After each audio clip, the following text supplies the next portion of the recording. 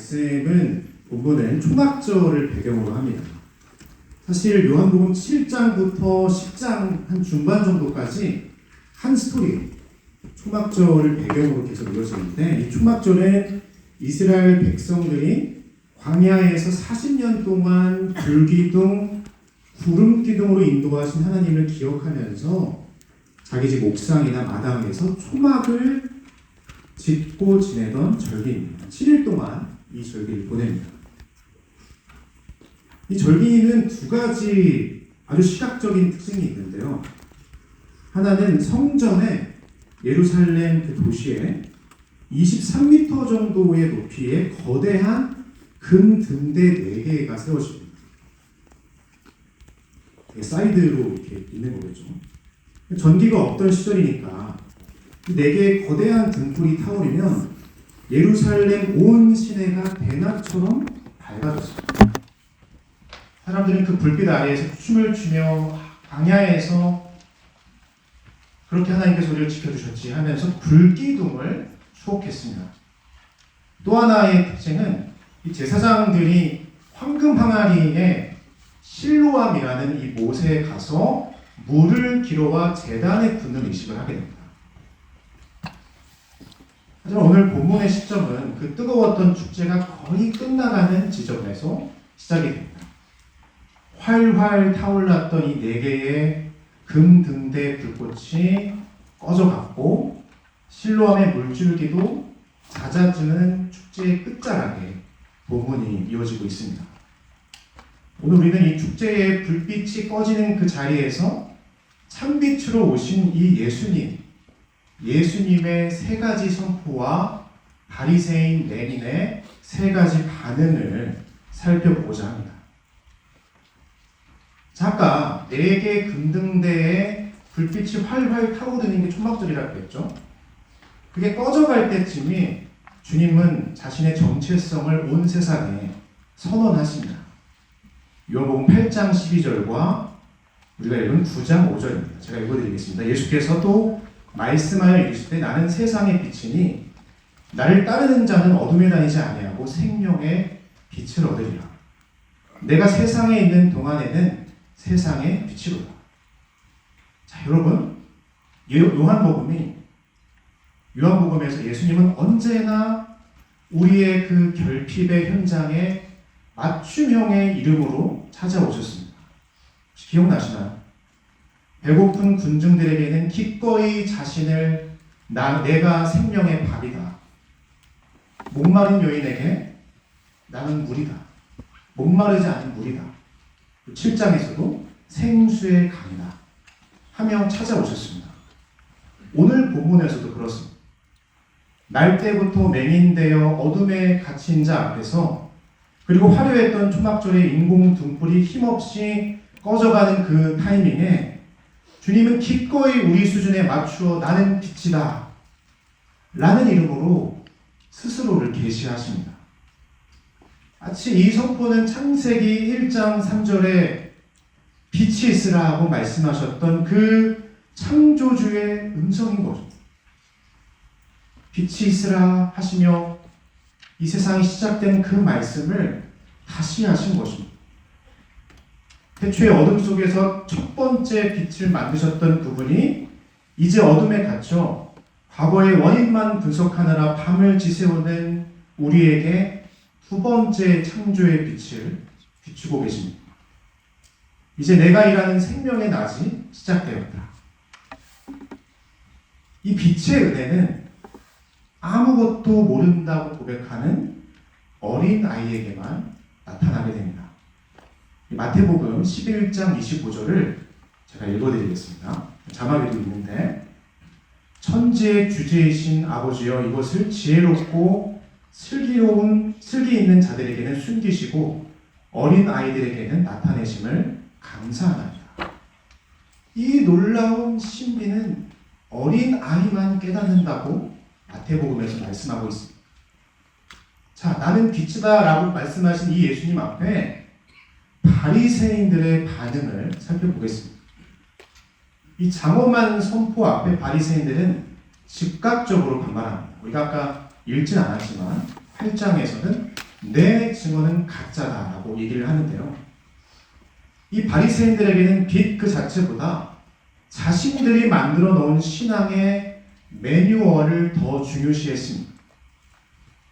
이 매뉴얼을 벗어난 예수라는 빛은 그들에게 빛이 아니라 위험한 침입자였습니다. 마치 우리가 교회에 오래 다니면서 예배는 이래야지, 신앙생활은 이 정도면 되지 않나 하며 나만의 엄격한 잣대를 세워두고 그 기준에 맞지 않으면 은혜 받기를 거부하는 것과 같다고 할 수 있습니다. 저도 이런 바리새인들을 보면서 너무너무 두려웠는데요. 목사라는 직분 뒤에 숨어서 하나님을 내 좁은 매뉴얼 안에 가두려고 하진 않았나? 혹시 여러분께서는 어떠십니까? 내 신앙의 경력이 하나님의 새로운 빛을 날마다 비추어 주시는 그 빛을 차단하는 높은 성벽이 될 수도 있는 것입니다. 내가 볼 수 있다라고 우기는 순간 우리는 가장 눈먼 자가 되고 마는 것입니다. 자, 그렇다면 맹인의 반응은 어떨까요? 날 때부터 맹인된 이 사람은 9장 1절부터 등장을 하는데 아무런 말이 없습니다. 빛 앞에 자신을 노출한 채 서 있을 겁니다. 제가 어릴 적에 살았던 동네는 지난 복음편지 사역 때 함께한 분들은 설교를 들으셨겠지만 제 어린 시절 다녔던 교회와 동네에는 맹아학교가 있었어요. 그래서 어렸을 때 너무 당연하게 맹인분들을 이제 봐왔던 거죠. 교회에서나 길거리에서나. 여러 특징이 있지만 이분들에게는 두 가지 특징이 있는데요. 첫 번째는 지팡이를 들고 다니시다는 겁니다. 하얀 지팡이를 들고 다니시면서 톡톡톡 이렇게 땅을 소리로 들으시면서 땅의 어떠함을 살펴보시고, 두 번째 특징은 맹인분들끼리 어깨동무를 한다는 겁니다. 이렇게 우리 찬양 막 엄청 할 때, 셀레브레이션 할 때 직접 꼭 하잖아요. 그런 것처럼 이렇게 서로를 의지하면서 맨 앞에 있는 분이 지팡이를 하시고 뒤에는 이제 어깨에 손을 대시는 거죠. 그래서 이분들은 소리와 온기에 나를 100% 맡기지 않으면 한 발자국도 뗄 수가 없어요. 사실 우리도 그러잖아요. 눈 감고 어디 함부로 못 가잖아요. 이것이 바로 성경이 말하는 어린아이, 절대 의존적 존재의 모습입니다. 오늘 본문의 맹인이 그랬는데 내세울 영적 스펙 전혀 없었고, 그렇기 때문에 주님이 내가 빛이다 라고 선언하실 때 그는 그 빛을 분석하는 대신에 지팡이 소리에 집중하듯이 앞사람 어깨를 꽉 쥐듯이 그 선포를 온몸으로 받아냈습니다. 마치 우리가 인생의 막다른 골목에서 주님, 저는 이제 정말 아무것도 모릅니다. 못하겠습니다. 주님이 안 도와주시면 저는 끝입니다 라고 울며 매달리는 그 가난한 마음의 순간과 같다고 할 수 있겠죠. 내 실력이, 아니 내 존재가 바닥났음을 인정할 때 우리는 비로소 맹인처럼 진짜 빛을 마주하게 됩니다. 주의 사랑하는 아버지, 저는 이 맹인이 가졌던 정직한 가난함, 이 정직한 가난함을 소유하시기를 소원합니다. 똑똑한 어른이 아니라 앞사람의 어깨를 잡지 않으면 한 걸음도 못 가는 맹인처럼 주님의 말씀에 나를 온전히 맡기는 어린아이가 되기를 소원합니다. 자, 두 번째 선언이 있는데요. 나는 빛이다, 세상의 빛이다 라고 존재를 선언하신 이 창조주 예수님께서는 이제 구체적인 행동을 시작하십니다. 오늘 아까 읽으신 9장 6절에서 7절입니다. 이 말씀을 하시고 땅에 침을 뱉어 진흙을 이겨 그의 눈에 바르시고 이르시되 실로암 못에 가서 씻으라 하시니, 실로암은 번역하면 보냄을 받았다는 뜻이라. 이에 가서 씻고 밝은 눈으로 왔더라. 자, 예수님은 왜 하필 침과 진흙을 섞고 맹인의 눈에 바르셨을까요? 이것은 단순한 치료를 넘어선 재창조의 선언이십니다. 흙으로 사람을 지으셨던 창세기 2장 7절의 그 창조주께서 죄로 파괴된 인간의 형상을 다시 빚고 계심을 보여주시는 것입니다. 이 부분을 바울은 고린도후서에서 이렇게 선포하고 있습니다. 이렇게 같이 고린도후서 4장 6절에서 7절의 말씀을 읽겠습니다.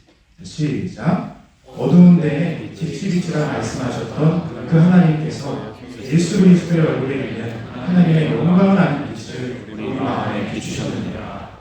우리가 이 보배를 질그릇에 가졌으니 이는 심히 큰 능력은 하나님께 있고 우리에게 빛이 아니라를 알게 하려 합니다. 아멘. 우리 주님은 굳이 보잘것없는 이 진흙을 사용하심으로 생명의 능력은 인간의 조건에 있는 것이 아니라 창조주께 있음을 선포하신 것입니다.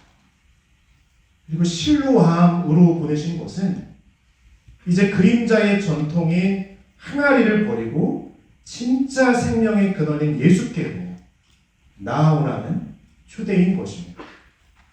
자, 이 경이로운 주님의 초대 앞에 재창조의 현장 앞에서 바리새인들은 어떻게 반응을 할까요? 먼저 이들은 예수님이 안식일 법을 어겼다고 주장을 합니다.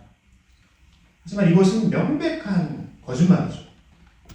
성경의 안식일은 생명을 살리고 참된 쉼을 주는 날인데 바리새인들은 자기들이 수백 년간 만든 39가지의 금지 조항, 미시나라고 하는데 이 금지 조항을 근거로 예수님을 안식일 어겼다고 하는 것입니다. 그러니까 원래 법이 아닌 거죠. 자, 이렇게 신앙의 연수가 쌓일수록 각자 다르겠죠? 하나님의 일하심보다 내 익숙한 기준과 방식을 세우진 않은지, 내 입맛에 맞지 않으면 성경적이지 않다라는 거룩한 용어를 동원해서 은혜를 왜곡하는 바리새인들의 이 왜곡된 차가운 심장이 혹시나 내 안에 있는지 있진 않은지 보아야 할 것입니다. 내 계획에 하나님이 어긋나면 틀렸다고 하는가?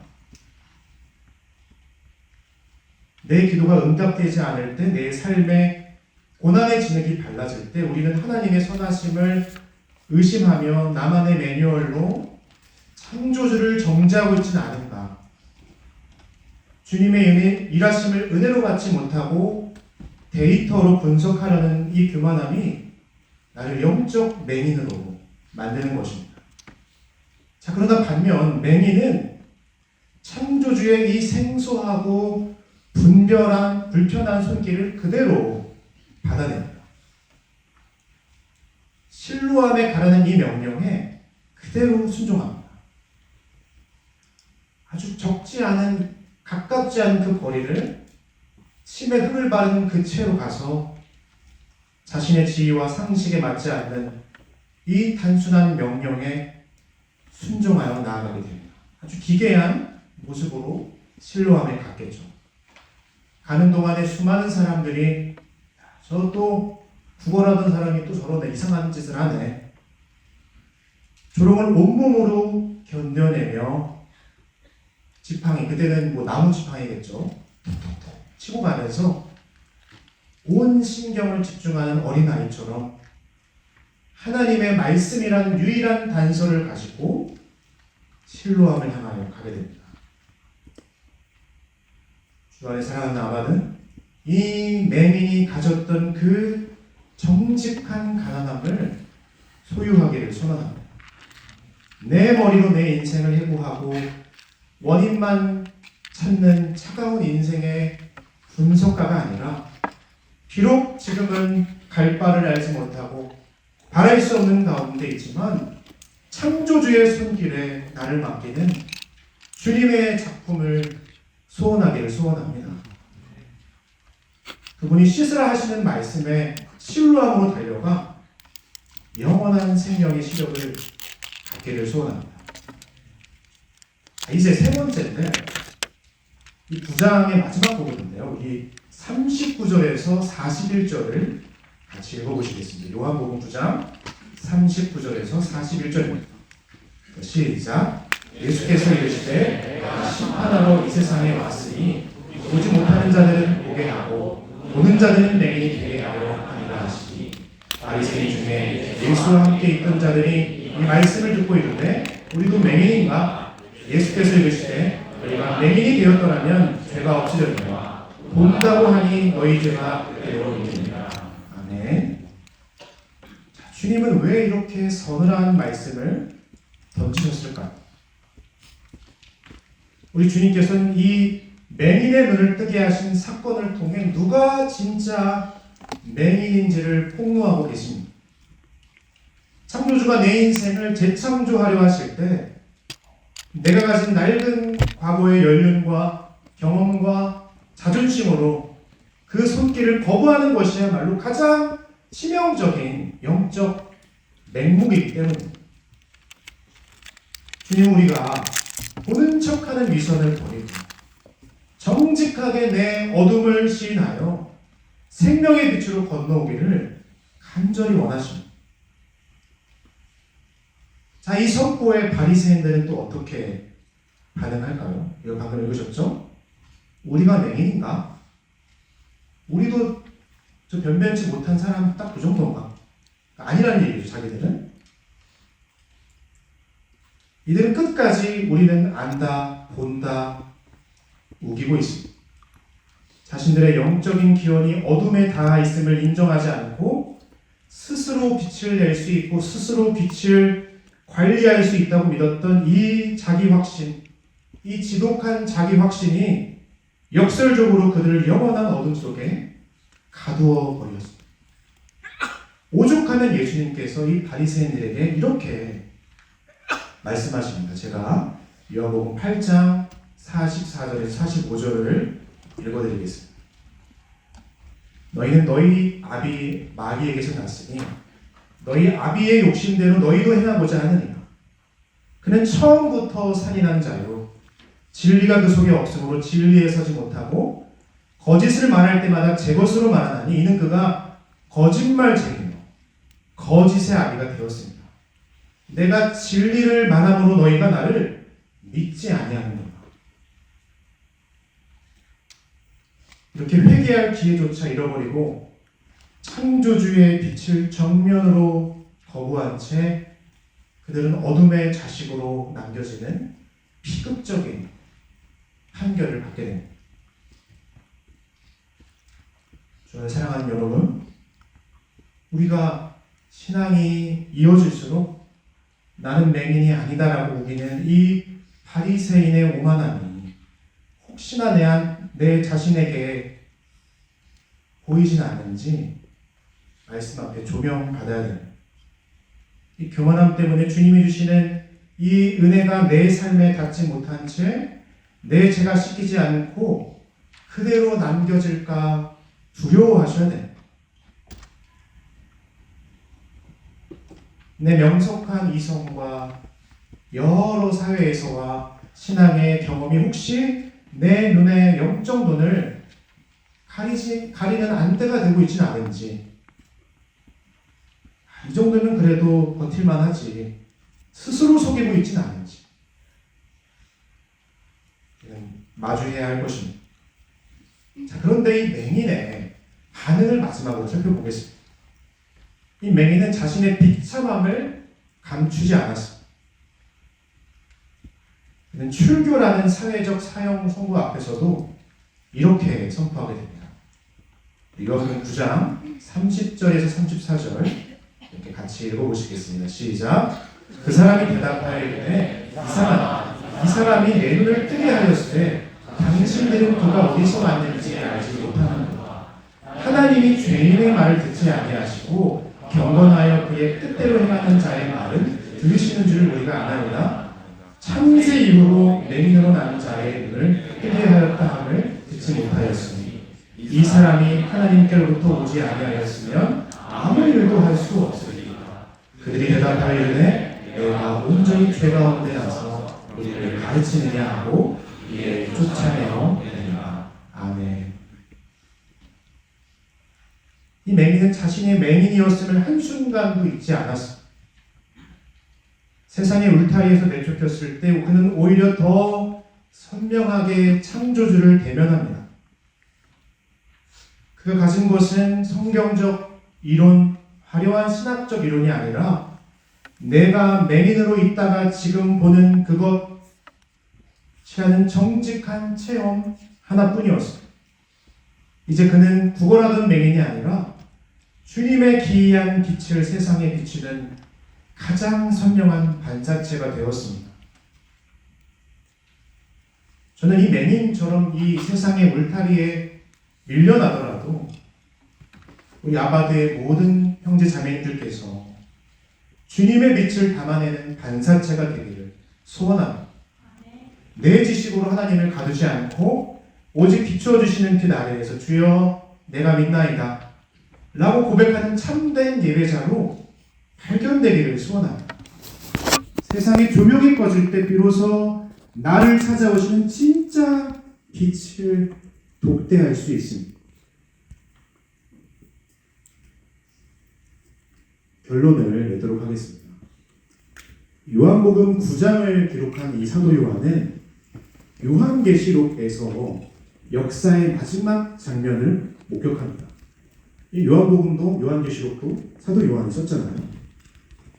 맹인의 어둠을 뚫고 들어왔던 그 창조주의 빛이 바로 하나님 나라의 완성된 실체임을 보게 됩니다. 마지막으로 요한계시록 22장 5절을 같이 읽어보시겠습니다. 시작. 다시 밤이 없겠고 등불과의 빛이 쓸데없으니 이는 주 하나님이 그들에게 비치시니라. 그들이 세세토록 왕노릇 하리라. 아멘. 세상이 켠 인공 등불은 결국에는 꺼지지만 우리 주님이 비추시는 빛은 밤이 없는 영원한 생명입니다. 오늘이나 영원히 비추십니다. 어린아이는 어제의 양식으로 살지 않습니다. 매 순간 부모의 손을 잡아야만 한 걸음을 겨우 뗍니다. 주와의 사랑하는 아바든 어제보다 오늘보다 내일 더 정직하게 엎드리는 어린아이가 되기를 소원합니다. 주님, 저는 맹인입니다. 주님이 비춰주지 않으면 오늘도 한 발자국도 뗄 수가 없습니다. 말씀하여 주옵소서. 내 완악함을 불쌍히 여겨 주옵소서. 종이 듣겠나요? 종이 나아가겠나요? 이 정직한 가난함이 회복될 때 세상의 모든 등불이 다 꺼져도 결코 사라지지 않는 영원한 생명의 시력을 얻게 될 것입니다. 비춰주시는 그 빛 안에서 오늘을 살아내고 또 수양회에서 진짜 빛이신 주님을 독대하는 모든 아바드 지체가 되기를 주님의 이름으로 축복합니다.